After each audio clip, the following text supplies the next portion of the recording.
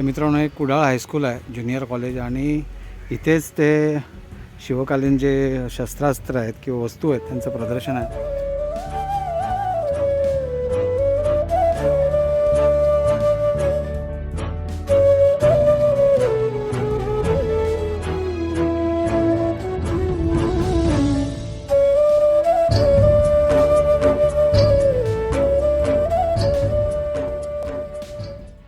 नमस्कार मित्रांनो, होय महाराजा ब्लॉग या यूट्यूब चॅनलवर आपलं सर्वांचं स्वागत आहे. जय शिवराय, जय शंभूराजे. आज मित्रांनो कुडाळ ह्या शहरी आलो आणि ह्या ठिकाणी शिवकालीन असं शस्त्राचं प्रदर्शन भरलेलं आहे आणि अतिशय सुंदर असं ह्या साईडला आल्यानंतर इतकं बरं वाटलं की येणाऱ्या युवा पिढीसाठी हे शस्त्र प्रदर्शन खूप मोलाचं ठरेल. आणि इथे असणारे जे श्रोते आहेत अतिशय समाधान व्यक्त करतात. इथे असलेले माननीय पंकज भोसले साहेब आहेत, त्यांनी अतिशय सुंदर अशा साध्या आणि सोप्या भाषेमध्ये शिवकालीन वस्तूंचं महत्त्व सांगितलेलं आहे. कशा प्रकारे त्यावेळेला वापरले जायचे, त्यावेळची नाणी असतील किंवा जी शस्त्र होती ती दाखवण्याचा प्रयत्न केलेला आहे. हा जर माहितीपूर्ण व्हिडिओ तुम्हाला आवडला असेल तर आपल्या होय महाराजा ब्लॉग या यूट्यूब चॅनल नक्की सबस्क्राईब करा, जास्तीत जास्त शेअर करा, लाईक करायला विसरू नका. धन्यवाद. जय शिवराय.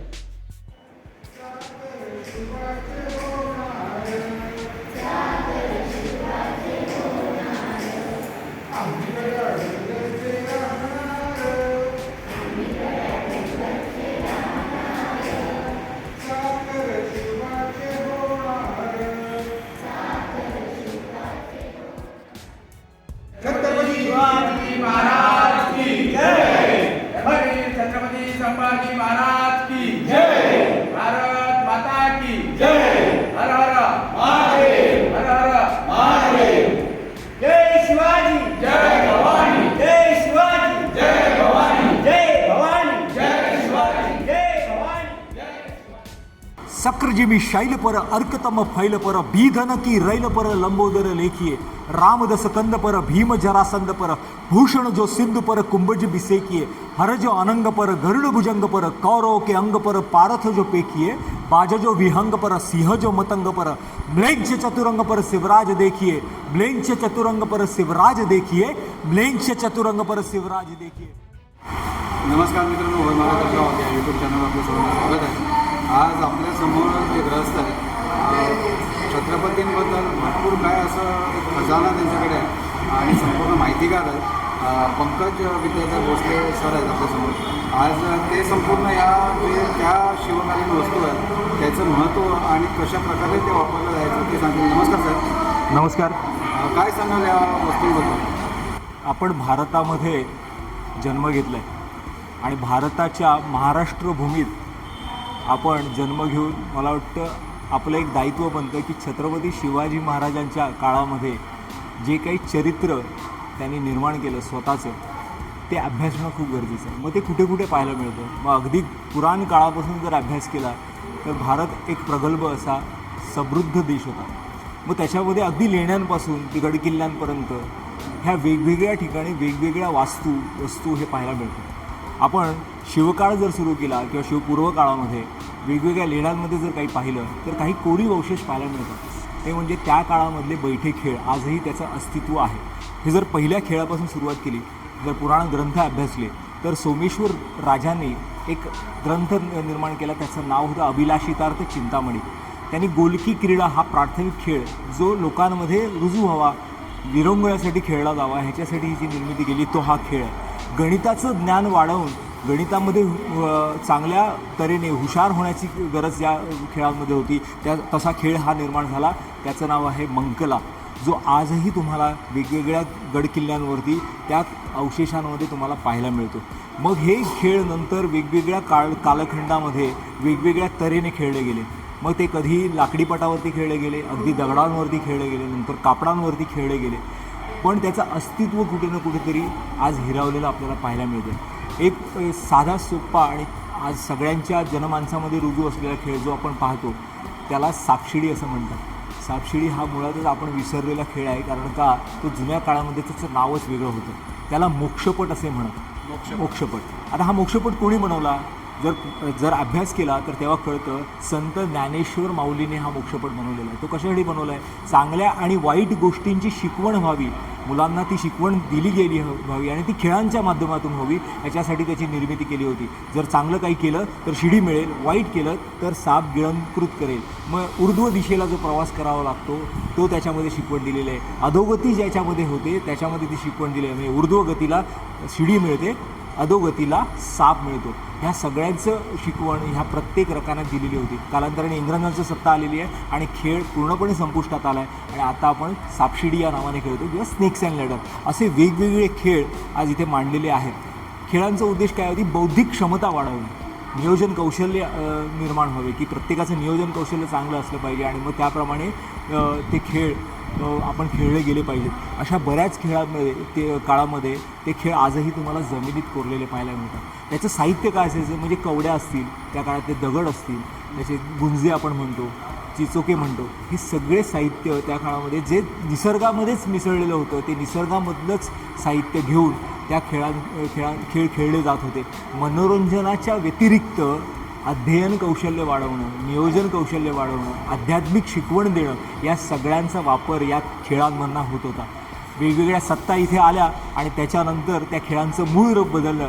आज आपण ते मूळ रूप वेगवेगळ्या नावाने आपण खेळतो. 12व्या शतकापासून ते 1960पर्यंत ज्या लिपीने मराठी भाषेवरती अधिराज्य गाजवलं ती म्हणजे मोडी लिपी.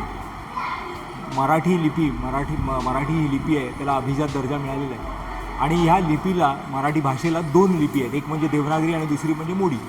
या मोडी लिपीमध्ये जो काही शासकीय व्यवहार शिवकाळामध्ये व्हायचा, शिवपूर्व काळामध्ये व्हायचा, तो सर्व शासकीय व्यवहार हा मोडी लिपीमध्ये होत असे.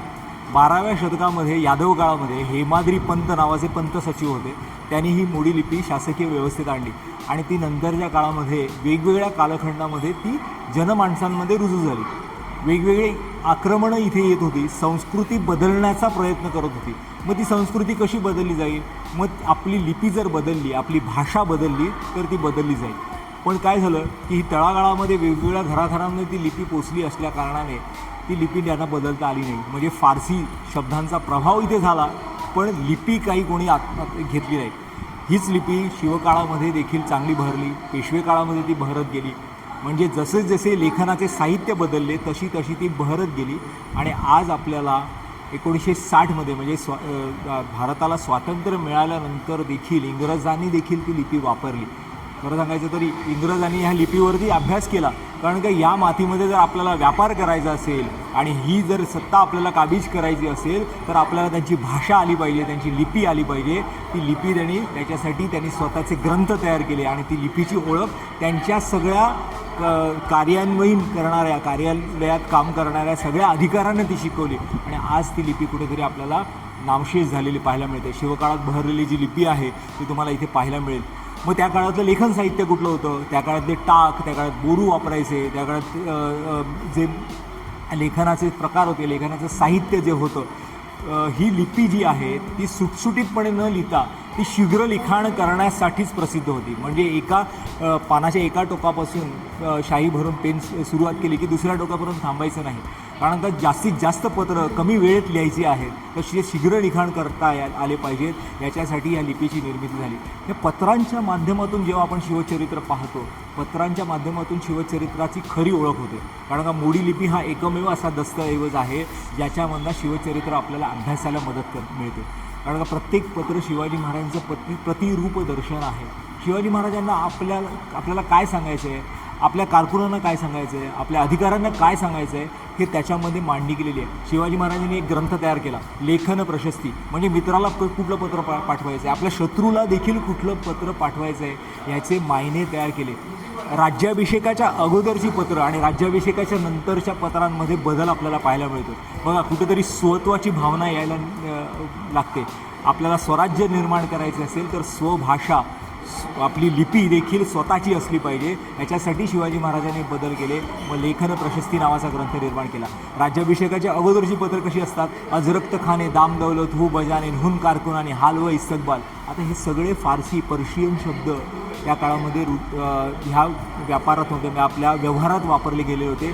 शिवाजी महाराजांनी ते बदलले म्हणून त्यासाठी राज्य व्यवहार कोश नावाचा ग्रंथ निर्माण केला आणि आता व्यवहारात आपले मराठी शब्द, संस्कृतोद्भव मराठी शब्द आले पाहिजे याच्यासाठी त्यांनी त्याचा पुरस्कार केला. नंतरच्या काळामध्ये पत्र पाहायला मिळतात. स्वस्ति श्री राज्याभिषेक शक इंदू वासरे क्षत्रिय कुलावतंस श्री राजा शिवछत्रपती यांनी हे सगळे मराठीचे संस्कृतोद्भव शब्द या पत्रांमध्ये यायला लागले आणि मग ते कालांतराने जवळजवळ 1200हून अधिक शब्द फारसी शब्द ते बदलले गेले आणि नव्याने ही लिपी पुन्हा भरली. मराठी भाषा ही त्या काळामध्ये टिकवण्याचं कार्य शिवाजी महाराजांनी त्या काळामध्ये केलं. म्हणून आज आपण अभिमानाने सांगू शकतो की मराठी हा अभिजात दर्जा मिळालेला आहे आणि मराठी आपली भाषा आहे आणि तिचीच मूळ लिपी नंतरच्या काळामध्ये बंद झाली. आज बरेचसे दस्तऐवज असेच पडलेले आहेत जे लिप्यांतर करणं गरजेचं आहे. मला वाटतं असे लिप्यांतरकार तयार व्हावे, नव्या पिढीने त्याचा अभ्यास करावा जेणेकरून नवे इतिहासतज्ञ तयार होतील आणि इतिहास नव्याने लिहिला जाईल. शिवाजी महाराजांच्या पत्रांमधनं बरीच पत्र आपण जेव्हा पाहतो तर शिवाजी महाराजांचं स्वत्व कसं जमलं की राज्याभिषेकाच्या अगोदर शिवाजी महाराजांना आपल्या वडिलांनी त्यांच्या वडिलांनी म्हणजे शहाजी राजांनी त्यांनी राजमुद्रा दिली. प्रतिपश्चंद्र लेखेव ही मराठीमधली राजमुद्रा संस्कृतोद्भव आहे. शहाजी राजांची राजमुद्रा जी आहे ती फारसीमध्ये आपल्याला पाहायला मिळते. का फारसीमध्ये आहे? इथे ही फारसीमध्ये आहे. आता इथे स्वत्वाची भावना निर्माण होण्यासाठी कुठेतरी आपल्याला स्वतःला सुरुवात करावी लागेल. शिवाजी महाराजांच्या काळामध्ये जेव्हा त्यांना राजमुद्रा मिळालेली आहे आपल्या वडिलांनी दिलेली आहे ती संस्कृतोद्भव मराठी म्हणजे प्रतिपश्चंद्र लेखे व वर्धिष्णू विश्ववंदिता साहसुनो शिवशेषा मुद्रा भद्राय राजते. आता ही स्वत्वाची भावना नंतरच्या काळामध्ये प्रत्येक त्यांच्या राजांनी म्हणजे प्रत्येक अनुयायांनी ती वापरली गेली. म्हणजे त्यांच्या संभाजी महाराजांनी त्यांची राजमुद्रा मराठीमध्ये केलेली आहे, संस्कृत आहे. राजाराम महाराजांनी जशी संस्कृतमध्ये केलेली आहे आणि नंतरच्या काळामध्ये ही प्रथा सुरू झाली. शिवाजी महाराजांच्या पत्रांमध्ये प्रत्येक ठिकाणी तुम्हाला ती मुद्रा उमटवलेली पाहायला मिळते. इथे 3-4 पत्र अशी उपलब्ध आहेत. शिवाजी महाराजांच्या पत्रांमधनं काय मांडलं गेलेलं आहे.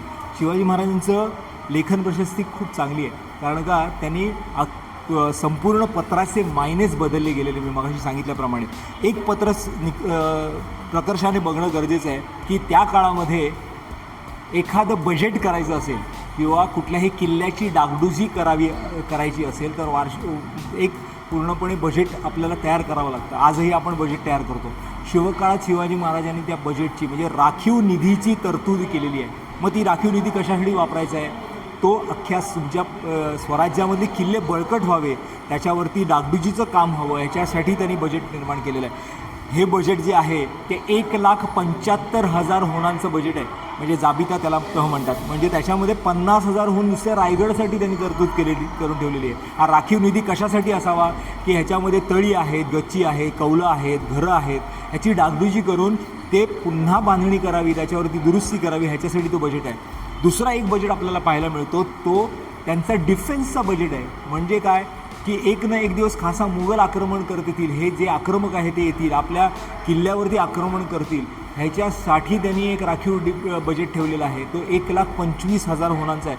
त्याच्यामध्ये बरेचसे किल्ले या कोकण किनारपट्टीवरती आहे. एक किल्ल्याचं नाव आपल्या ह्या पत्रामध्ये पाहायला मिळतं. कुडाळच्या किल्ल्याचं देखील नाव आहे. जवळजवळ एक 20,000 होणांचं बजेट त्यांनी त्याच्यामध्ये तरतूद केलेली आहे. या सगळ्या पत्रांमधनं जेव्हा आपण अभ्यास करतो तेव्हा कळतं शिवाजी महाराजांचा दूरदृष्टिकोन कसा होता की आपलं राज्य टिकावं किंवा राज्य अबाधित राहावं ह्याच्यासाठी त्यांनी पत्रांच्या माध्यमातून देखील पुढच्या येणाऱ्या सर्वांनाच ते निर्देश दिले की आपलं राज्य हे अबाधित राहण्यासाठी या अनुषंगाने आपलं राज्य व्यवहार निर्माण करा.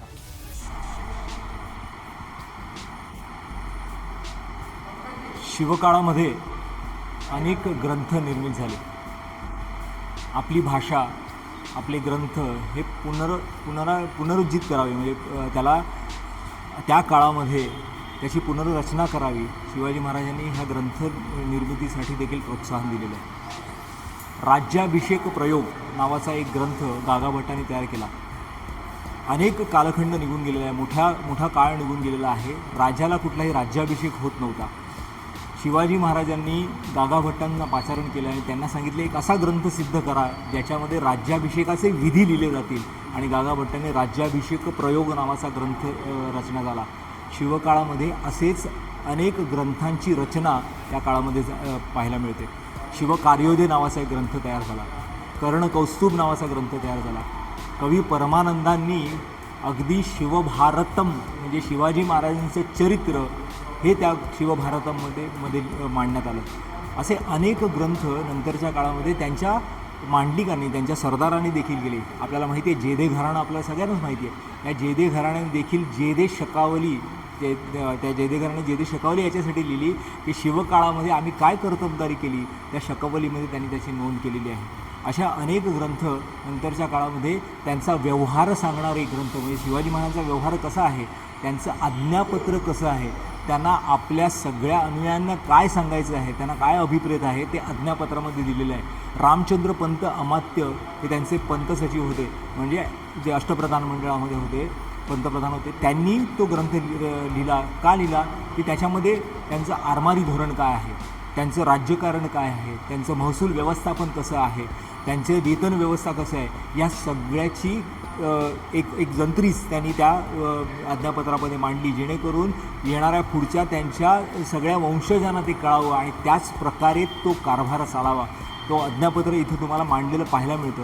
एक असा ग्रंथ जो त्यांच्या चरित्राचा एक परमोच्च आनंद देणारा ग्रंथ आहे, जो शिवकाळामध्ये छत्रपती शिवाजी महाराजांना पाहून रचण्यात आलेला आहे आणि दुर्गेश्वर रायगडावरती राहून त्या ग्रंथकाराने तो रचलेला आहे. कविराज भूषण त्यांचं नाव. त्रिविक्रमपूर म्हणजे मथुरेकडनं या भारताच्या महाराष्ट्र भूमीत त्यांनी इथे प्रवेश केला आणि शिवाजी महाराजांवरती एक असं काव्य रचलं जे आज पूर्ण भारतखंडाचं जागरगीत म्हणून तयार आहे. रीतिकाळामध्ये जिथे शृंगार रसाकडे काव्य लिहिली गेली होती, शिवाजी महाराजांवरती एकमेव आद्य काव्य रचणारे कविराज भूषण हे वीर रसामध्ये काव्य रचलं गेलं. वीर रसातील रचना करणारे हे कविराज भूषण यांनी शिवराजभूषण या नावाचा ग्रंथ रचण्यात आला. असे 450 छंद निर्माण करून अनेक अलंकार त्याच्यामध्ये त्याने घातले. जवळजवळ 108 अलंकार वापरून या ग्रंथाची निर्मिती केली आणि शिवाजी महाराजांचं चरित्र या ग्रंथाच्या माध्यमातून आपल्याला पाहायला मिळतं. हे साहित्याचं खरंच रूप आहे की जेणेकरून आपल्याला शिवचरित्र अभ्यासाला ते उपयुक्त. राज्याभिषेकानंतर शिवाजी महाराजांनी आपल्या स्वराज्यामध्ये स्वतःहून आपलं स्वत्व जपण्यासाठी काही बदल केले किंवा नवीन काही उपक्रम, नवीन काही आपलं निर्माण करण्यासाठी त्यांनी पहिलं पाऊल उचललं. ते म्हणजे परकीय सत्ता इथे येत आहेत, आपापले चलन व्यवस्था इथे घेऊन येत आहेत. शिवाजी महाराजांनी ते बंद केलं की आता आपलं स्वराज्य निर्माण झालेलं आहे, ते आपलं स्वराज्याचं चलन इथे अस्तित्वात येणं गरजेचं आहे. याच्यासाठी शिवाजी महाराजांनी स्वतःच्या चलन निर्मिती सुरू केली. त्याला शिवराई असे म्हणतात. मग ते तांब्याचं नाणं आहे आणि त्याचबरोबर सोन्याचं नाणं आहे. ही 2 नाणी शिवाजी महाराजांनी स्वतःच्या राज्याभिषेकाच्या नंतर पाळून घेतली. ही नाणी कशासाठी होती की एवढ्या मोठ्या सामुद्रिक सत्ता येत आहेत, वेगवेगळे व्यापारी येत आहेत, साहुकार येत आहेत आणि ते आपल्या इथे राजरोसपणे व्यापार करत आहेत. हे व्यापार करण्यासाठी त्यांना चलन जो आहे ते आपलंच वापरण्यात यावं. बंदरावरती जो व्यापार होणार आहे तो आपल्याच चलनाने व्हावा ह्याच्यासाठी, आणि ते चलन अस्तित्वात राहून ते प्रदीर्घ कालावधीपर्यंत चालावं ह्याच्यासाठी पहिलं पाऊल शिवाजी महाराजांनी उचललं की त्यांनी स्वतःचं नाणं तयार केलं.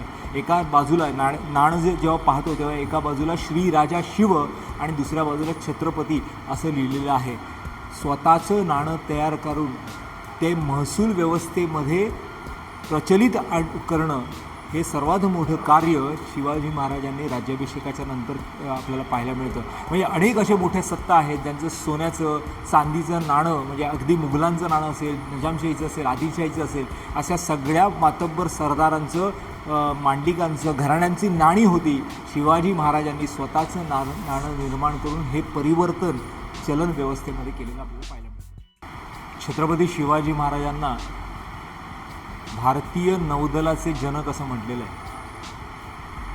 आपल्या देशामध्ये आपल्या समुद्री सीमा संरक्षित करण्यासाठी शिवाजी महाराजांनी युद्धनौकांची निर्मिती केली. मग आपल्याकडे युद्धनौका होत्या का?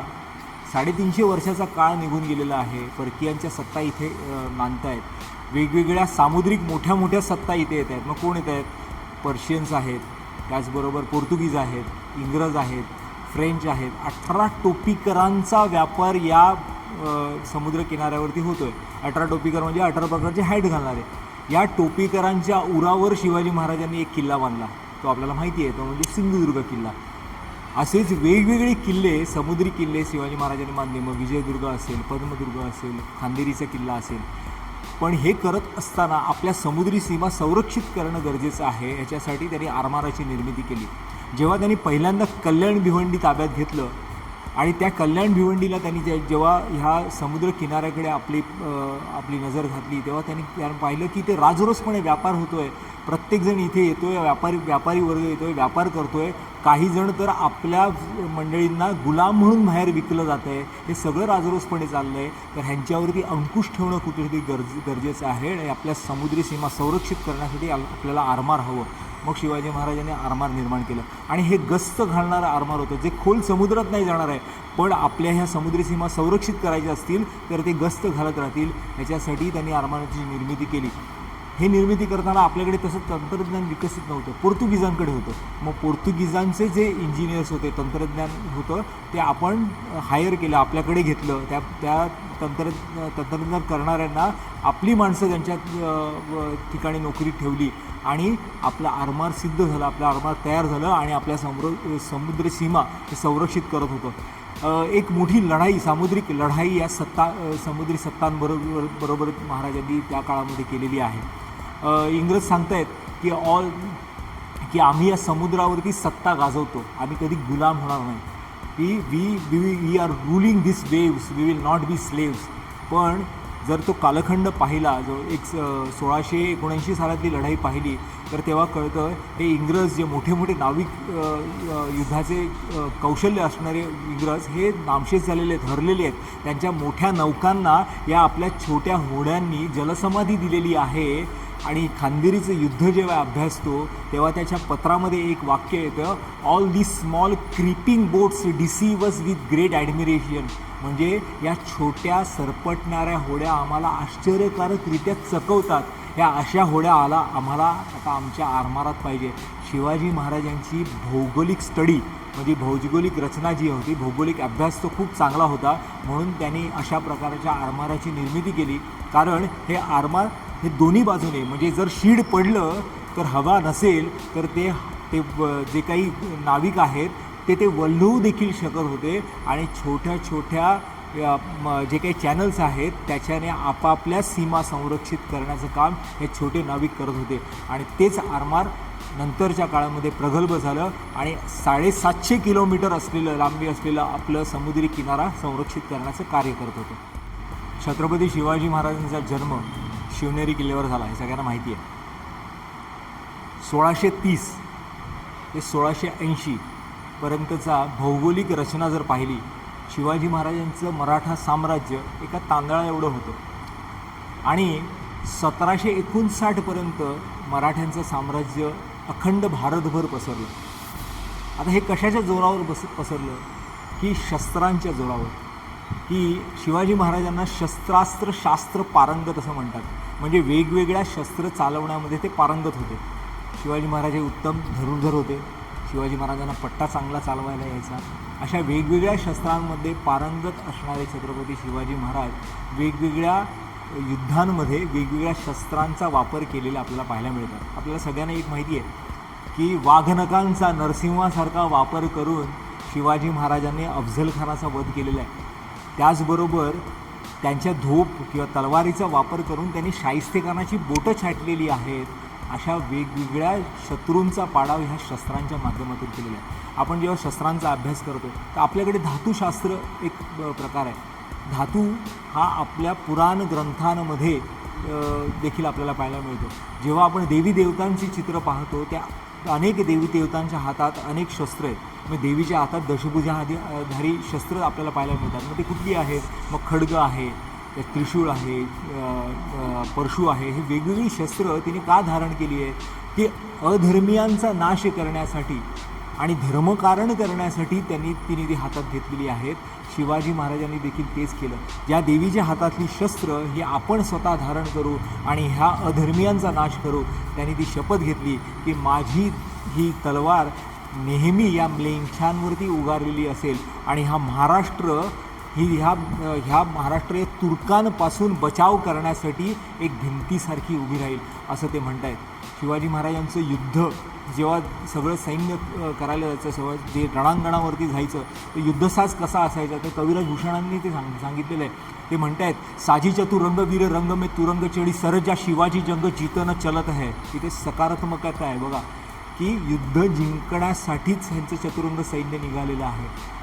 साजी चतुरंग वीर रंग में तुरंग चढ़ी सरजा शिवाजी जंग जीतन चलत है. भूषण भनत नाद बिहद नगारन के नदी नद मद गैबरन के रलत है. ऐल फैल खैल बैल खलक में गैल गैल गजन की ठैल पैल सैल उसलत है. तारस तरनी धुरी धारा में लगत जिनी थारा पर पारा पारा वारायो हलत है. वारायो हलत है याचा अर्थ असा झाला शिवाजी महाराजांचं सैन्य जेव्हा निघतं त्यांच्या पदाघातामुळे पृथ्वी कंपन पावायला लागते.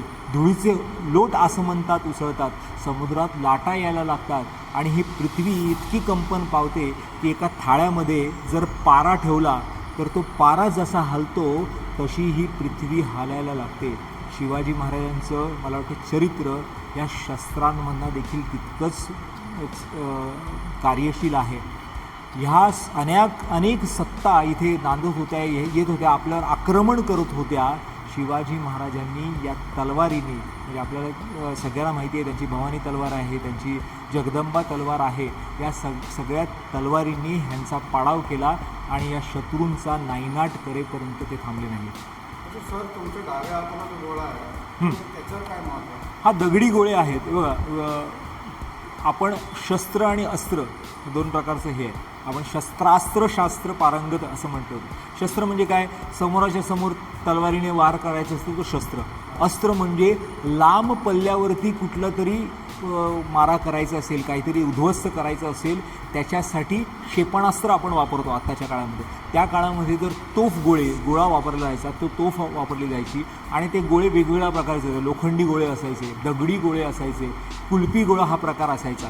हे काय असायचं की लोखंडी गोळा हा एकदा पडला, भगदाड पडलं एखाद्या भिंतीला किंवा मोठ्या तटबंदीला की चालायचं. काही काही वेळेला कुलपी गोळ्याच्या आतमध्ये देखील दारू भरलेली असायची आणि तो जेव्हा पडायचा त्याला द्विघाती असायचा तो, म्हणजे एकदा पडल्यानंतर त्याचा परत विस्फोट व्हायचा आणि आतमध्ये जे काही छरे असतील, ज्या काही खिळे ठेवलेले असतील तिकडल्या सगळ्या शत्रूंच्या अंगामध्ये जायचे आणि जास्तीत जास्त आघात त्या ठिकाणी व्हायचा. या अशा प्रकारचे हे गोळे. शिवकाळामध्ये या शस्त्रांची माहिती आपल्याला शस्त्र पाहिल्यानंतर मिळतेच, पण शिवाजी महाराजांनी कुठली शस्त्र धारण केली होती ह्याचा जर अभ्यास करायचा असेल तर त्यांचे समकालीन चित्र पाहणं गरजेचं आहे. आपल्याला ही 2 चित्र पाहायला मिळत आहेत. शिवाजी महाराजांचे जुने पेंटिंग्स आहेत. एक पेंटिंग जे आहे ते आग्र्याच्या वेळेला जेव्हा शिवाजी महाराज गेले औरंगजेबच्या भेटीला तेव्हाचं चित्र आहे आणि दुसरं एक चित्र आहे जे ब्रिटिश म्युझियममध्ये आज आपल्याला पाहायला मिळतं. हे 2 चित्र जेव्हा पाहतो तेव्हा शिवाजी महाराजांच्या एका हातामध्ये पट्टा दिसतो, दुसऱ्या हातामध्ये धोप तलवार दिसते, त्यांच्या कमरेला कट्यार देखील दिसते आपल्याला पाहायला मिळते. तसंच त्यांचं सैन्य जेव्हा जात आहे त्यावेळेला देखील त्यांनी हातात काहीतरी शस्त्र धारण केलेली आहेत. निरखून पाहिलं तर त्यांच्या हातामधला जो पट्टा आहे तो रत्नजडित आहे. त्यांच्या कमरेला देखील जी कट्यार आहे ती देखील रत्नजडित आहे. त्याच्यासमोर जे त्यांचे अंगरक्षक जे चाललेले आहेत त्या अंगरक्षकांच्या हातामध्ये भाला आहे, त्याचबरोबर वेगवेगळी तलवारी आहेत. त्या तलवारींना देखील रत्नजडित केलेलं आहे. हे निरखून पाहिल्यानं कळतं की शिवाजी महाराजांच्या त्या काळामधलं शस्त्र कशी दिसायची, त्याची आवरणं काय असायची आणि त्याचप्रमाणे प्रत्येक सरदार, प्रत्येक मावळे, प्रत्येक त्याचे मनसबदार असतील ते कुठल्या प्रकारची शस्त्र हातात धारण करायचे या चित्रांमधून आपल्याला पाहायला मिळतं. शिवकाळात वापरल्या गेलेल्या अनेक शस्त्रांमध्ये मग ते वाघनट असेल, कट्यार असेल, बिचवे असतील, माडू असेल, दुधारी तलवारी या धोप नावाच्या तलवारी असतील, वक्र तलवारी असतील, ससूनपट्टा असेल, त्याचबरोबर भाले असतील, सांग असतील, असे वेगवेगळे प्रकार भारताच्या ठिकाणी अख्ख्या भारतामध्ये या राजांकडे असत. आपण जर त्या धातुशास्त्राचा अभ्यास केला तर साऊथमध्ये म्हणजे दक्षिणेमध्ये तो उरुक्कू नावाचं एक धातू इथे प्रचलित होता आणि त्यानेच शस्त्र देखील तशीच तयार केली गेली. नंतरच्या काळामध्ये वेगवेगळ्या सत्ता इथे आल्या, त्यांनी हे धातू बाहेर नेले आणि डॅमास्कस स्टील असं नावाचा एक धातू तयार झाला आणि जो तलवारींमध्ये देखील वापरण्यात आला. म्हणजे पोर्तुगीजांची तलवार असेल किंवा इंग्रजांची असतील त्या काळामध्ये त्यांनी जे वापरली होती ते चांगल्या प्रतीचं स्टील असावं आणि ते दुधारी असावं, हलकं असावं, ह्या प्रकारचं स्टील, पण त्याला घातकी असावं, या प्रकारची निर्मिती नंतरच्या काळामध्ये होत गेली. मला वाटतं शस्त्रांचा अभ्यास जेव्हा आपण करतो त्या शस्त्रांच्या अभ्यासामधून आपल्याला खरं कळतं की भारत हा किती प्रगल्भ होता. भारत या शस्त्रांच्या माध्यमातून देखील किती समृद्ध होता. कारण का आपण जसे देवी देवतांच्या हातात शस्त्र पाहतो तसे अनेक शिल्पांच्या हातात, म्हणजे कुठलंही शिल्प आपण जेव्हा पाहतो त्याच्यामध्ये देखील आपल्याला शस्त्र पाहायला मिळतं. खंडा नावाचं एक शस्त्र आपल्याला सगळ्यांना माहिती आहे. म्हणजे आताच दसरा झालेला आहे, दसऱ्याच्या अगोदर खंडेनवमी आपण पुजतो, म्हणजे शस्त्रांचं पूजन करतो. तो का करतो की आता आम्हाला सीमोल्लंघन करायचं आहे आणि मला माझा परगणा जो वाढवायचा आहे, मला माझा प्रदेश वाढवायचा आहे, तर मला सीमोल्लंघन करून मला दुसऱ्यांच्यावरती आक्रमण करायचं आहे. म्हणजे आक्रमक आपल्यावरती येणार आहेत त्यांना कुठेतरी रोखायचं आहे आणि आपली सत्ता वाढवायची आहे. शिवाजी महाराजांनी देखील दसऱ्याचं सीमोल्लंघन केलं आणि त्याच्यानंतर आपलं स्वराज्य वाढवलं. आपल्याला माहिती आहे की जिंजीपर्यंत आपलं स्वराज्य शिवाजी महाराजांनी नंतरच्या काळामध्ये वाढवलं आणि असंच जे वाढत गेलेलं साम्राज्य आहे, स्वराज्य आहे, ते एवढं मोठं झालं की 1760पर्यंत ते पूर्ण भारतभर पसरलं. आज आपण अखंड हिंदुस्थान जेव्हा म्हणतो तो अखंड हिंदुस्थान आपल्याला पाहिल्यानंतर आपल्याला खरा अभिमान वाटला पाहिजे की शिवाजी महाराजांच्या या कृत्यामुळे अनेक क्रांतिकारकांना एक प्रेरणा मिळाली आणि ह्या शत्रूंवरती प्रघात करण्यासाठी ते उद्युक्त झाले. भारत सरकारच्या पोस्ट ऑफिस डिपार्टमेंटने शिवाजी महाराजांच्या जीवनावरती जे काही दिनविशेष आहेत त्याच्यावरती काही टपाल तिकीटं काढली. ही दुर्मिळ अशी म्हणजे आता दुर्मिळ याच्यासाठी कारण का त्याला एक कालावधी असतो आणि ते कमी प्रमाणात बनवलं जातं. शिवाजी महाराजांचा राज्याभिषेक 300वा राज्याभिषेक झाला. त्याचबरोबर शिवाजी महाराजांचे जे वेगवेगळे किल्ले होते ह्याच्यावरती काही टपाल तिकीटं देखील काढण्यात आली. या टपाल तिकिटांचं प्रदर्शन इथे मांडलेलं आहे. ही दुर्मिळ अशी टपाल तिकीटं आहेत.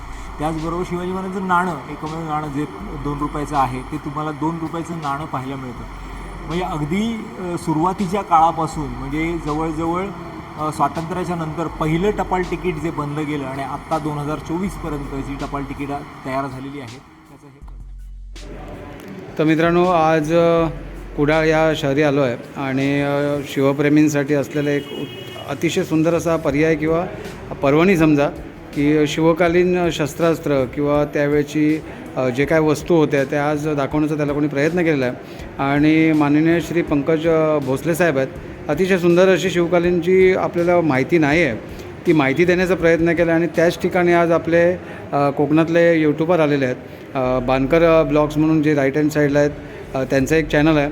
त्याशिवाय कोकणासाठी काय पण असे हे सुद्धा साहेब आलेले आहेत आणि अचानक इथे भेट झाली आणि त्यांनीसुद्धा चॅनलवर हाच ब्लॉग टाकलेला आहे पण वेगळ्या पद्धतीने असेल. नक्की बघा आणि त्यांचे व्हिडिओ आवडले असतील तर त्यांच्या चॅनलला नक्की सबस्क्राईब करा, जास्तीत जास्त शेअर करा. तर मित्रांनो, आज ओमकार बानकर यांचा देवाचा गड देवगड चॅनल मॉनिटाईज झालेला आहे आणि त्या संदर्भात आज ओमकार बानकर साहेबांनी पार्टी दिलेली आहे. बघा, पुलाव आहे आणि कोकणासाठी काय पण हे सुद्धा त्याच्यामध्ये इन्क्लूड आहे आणि मेन पार्टीच्या आज आमचे फायनान्सर आहेत ओमकार बानकर साहेब. धन्यवाद साहेब.